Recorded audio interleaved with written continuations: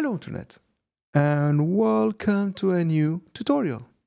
Back when I've started making electronic dance music, and by the way, I didn't start with psytrance, I remember when I used to watch master classes or even engineers at work, they used to put a lot of effort in mixing the drums. Like there were several EQ stages, several compression stages, nothing too extreme, like 2-3 dBs of boost in here, 3-4 dBs of gain reduction over there. And honestly, back then, I used to think, are they making fun of me? Because I couldn't hear the difference. Like I didn't know what a compressor was doing. And I figured maybe they're doing this to impress the viewer, to make things look way more complicated than they actually are. Fast forward several years, I'm signed to a big psytrance label called Digital Shamans Records. I'm releasing music and I'm making music on a daily basis. And I've realized that those engineers weren't lying. It's all about the small details that makes the drums stand out in a mix.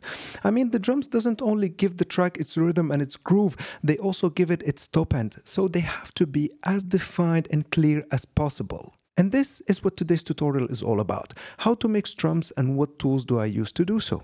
Spoiler alert, it's all about the Arturia FX collection. Before we start this tutorial, I would like to thank my nerdy alter ego for sponsoring this video.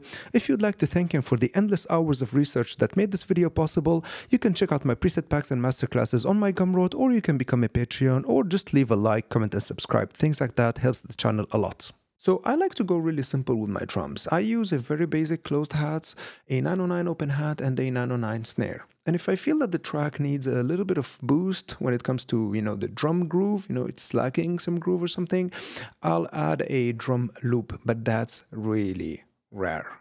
Now, if you'll take a look at the drums from my 9 groovy buns, by the way, it got released on ADN Records last February. It's free to download, so go check it out. Here we have a very basic closed hats. It's actually the very first closed hats from the Future Phonic Foundation closed hats folder. I went really lazy with it, but actually this closed hat for me has all the frequency content and the punch I'm looking for. I've just added a little corrective EQ in here. I've boosted the 6K region and a tiny bit the 15K region just to give it a little bit of, push it forward a little bit, and that's about it. But things gets really interesting when we go to the 909 because I really like the 909 timbre and how it sounds, but I feel it needs some work to get it up to today's standards in music production. So yeah, let's start with the snare. This is Drumazone from D16, the very first one. The second one, I think they've ruined it, so I keep on using the first one till I can't use it anymore. Here are my settings. I have the snare and the closed hat in here if you want just copy them. Basically, they sound like this. Let's solo the snare. It already sounds really good, but I feel it needs a little bit of punch. And to give it that punch, there's no better tool than distortion. For that, I like to use the Arturia Dist Op Amp. I feel it's made for the 909 snare. Check this out. So here's Dist Op Amp 21 with my 909 snare preset. These are the settings, by the way, you can copy them. There's a tiny bit of drive, some presence in here, high all the way up, and I've activated these 4 buttons in here. Basically, the first one is a slight boost in mid-range. The second one is another boost in mid-range. The third one allows just a little bit more low frequencies to pass through. And the last one gives it, well, it says a clean overdrive. For me, it kind of gives it like less distortion. I mean, without we have this, and with we have this. It's like really cleaner distortion. So basically, when it's bypassed, we have this, and with the distortion, we have this. She gave it a lot of body and a lot of punch, right? And before I forget, I have the post-drive EQ in here, and I've boosted the 3K region. It's like a high shelf, just like to give it a bit more top end, basically. Now, the snare sounds really good, but it still needs a little boost or a little bump in the lower mid-range. And for that, I'll use the EQ Citral from Arturia. So first, what I like to do is turn on auto gain. Basically, the input level before the EQ and the output level before the EQ will be the same, and this will give us a better image of what's going on, basically. And I like to turn on the stepped control too. This is just a personal preference with these EQs. I like them like stepped, old school, basically. So I'll set the middle band in here to the 300 Hertz region, and I'll dial a little boost, like so. So now we have this.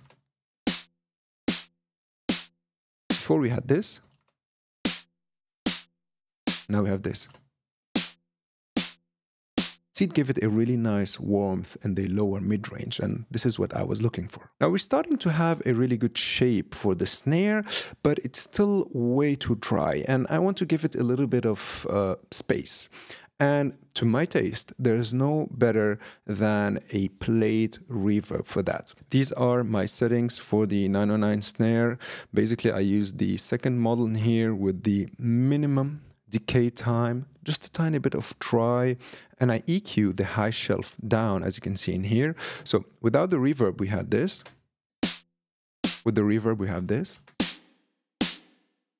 See, what I like with plate reverbs is that they have this metallic character to them, and I think this character works really, really well with the 909 snare, especially after the distortion and the EQ we've just added. And by the way, without the equalizer, we had this. And with the equalizer, we have this.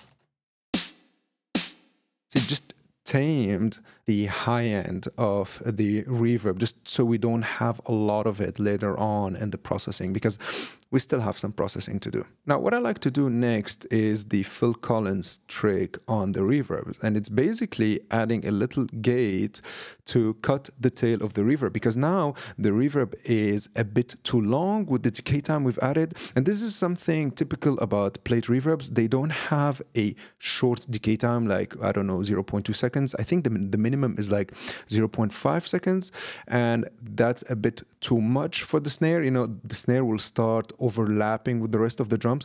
So I'll just add a little gate in here. I use the gate from Bitwig, and basically, yeah, just the Phil Collins snare trick. So 0 attack, a really short release, and I'll adjust the threshold till we get that Phil Collins snare feeling. If you don't know what I'm talking about, just listen to most of Phil Collins' tracks. He has this trick on them. Basically, it sounds like this.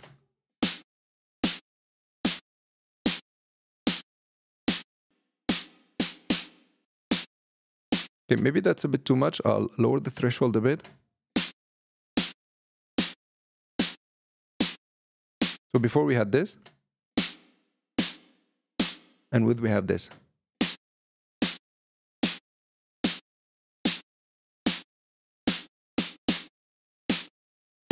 The advantage of this trick is that we're still having the space created by the reverb, but we don't have the tail anymore, and this will give us a cleaner mix, and this is what we're looking for. So for the open hat, and these are the settings, by the way, and I've called it ride in here for some reason.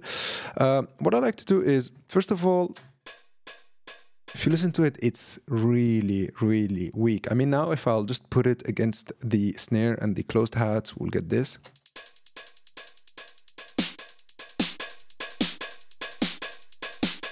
It's lacking a lot of body. So for that, let's turn down its volume back to 0. And just like I did with the snare, we'll add distortion. But for the open hat, I go with Dist Coldfire from Arturia. So check this out. I already have a preset for my open hats where I basically use a wave shaper with the TANH algorithm, and I turn down its output a little bit so we won't get a big boost in volume after the distortion. Basically, it sounds like this. And after the distortion, we have this.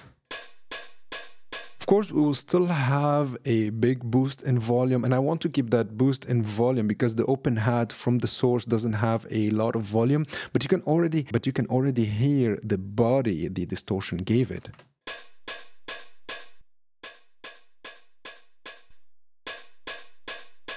We can turn down the output a bit more.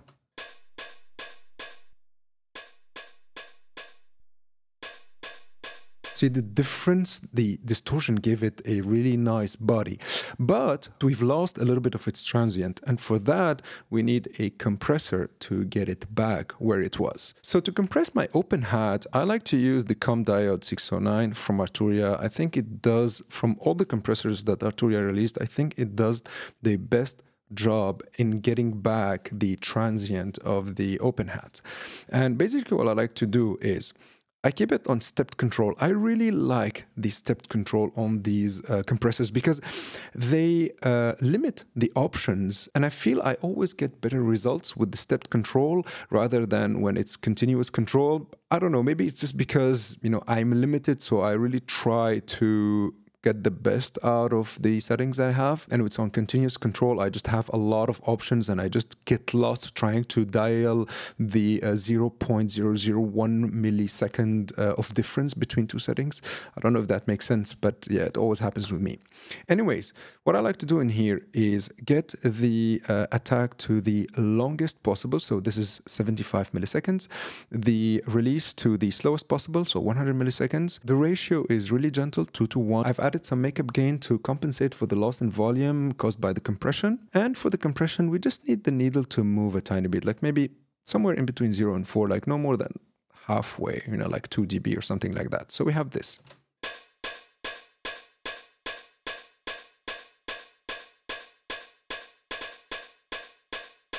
So before we had this,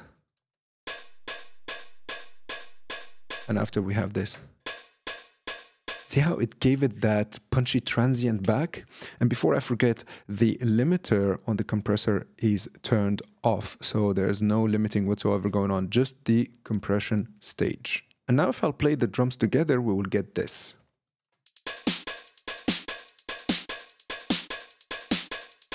See, things are starting to get way more in shape and the drums are starting to get their place in the mix. Now, there's still one step left, and it's the polishing of the drums. This happens on the drum bus, so let's go there. First of all, we have the plasticity filter in here. I've used it to filter out the drums later on in the track. So what I like to do in here is use the brand new bus exciter from Arturia. Check this out. So they have just released it, and honestly, I've been playing with it for a while. I've started to like find some really nice sweet spot with it. And the way I like to use it is turn down the mix of the big bass, turn down the mix of the exciter, and let's start with the exciter part. First of all, I set the frequencies somewhere around 5K. Somewhere around in here, right? So now we have this, right? I'll start adding a little bit of mix. See how it's exciting, that top end? And I'll add a tiny bit of harmonics, just a tiny bit, not a lot. Somewhere around in here. So before we had this, and with we had this. See how it like kind of opened up the whole top end of the drums. It's like cheating, literally. And then what I like to do is add more warmth to the 200 region and basically the lower mids of the drums, where the bottom of the snare, where the body of the snare is basically. So let's take the big bass in here, set it to 200. It's the maximum frequency anyways. Let's dial down the drive, set the mix all the way up, and add some drive along the way. Check this out.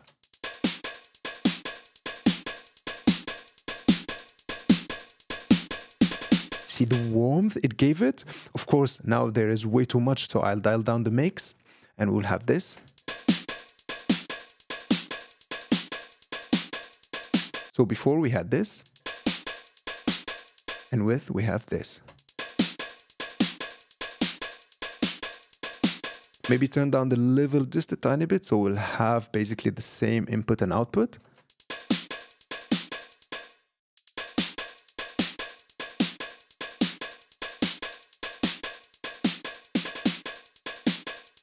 I think we could add less mix on the bass and a tiny bit more excitement on the top end. It's like the difference between night and day. It's incredible. It's really like a cheat plugin at this stage for me. Of course, after the excitement stage, I need to glue the drums together. So just to keep things in control, give them their final stage and add a tiny bit of the compressor's character to them, if that makes sense. And to do so, there's no better than the ComDiode 609 from Arturia. Again, I'm going to turn off the limiting stage in here and I'll work only with the compression stage. I like to go with a high ratio when I glue the drums together. So I'll go with 4:1 like so. The attack, I'll set it to somewhere in the middle, 25, like not too fast, but not too slow. And the recovery or the release, I like to go with 400 milliseconds. I like the release to be quite fast. And now what I'll do, I'll dial the threshold till about 4 or 5 dB of gain reduction. Check this out.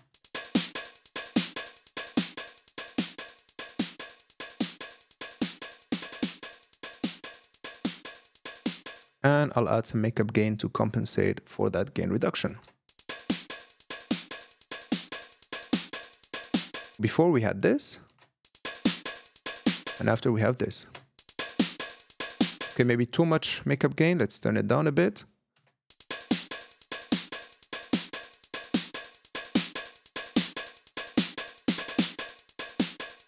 I'm compressing a little bit too much, so I'll turn down the threshold.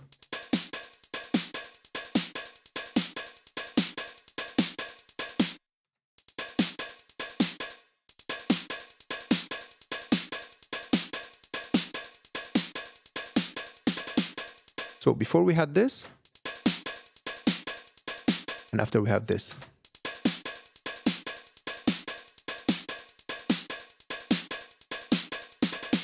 See how it glued everything together, and the drums now sounds way more uniform, like a one piece together than separate drums playing, if that makes sense. And now, if we listen in the whole context of the track, we will get this.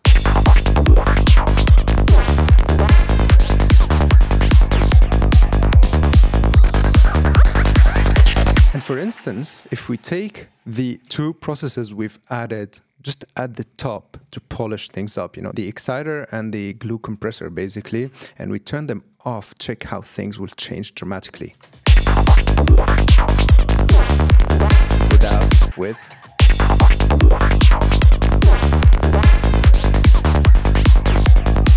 Hear how the drums became way shinier and way more punchier. It's really the difference between night and day. Of course, great results comes with experience and practice. Fancy tools are just the cherry on top of the cake.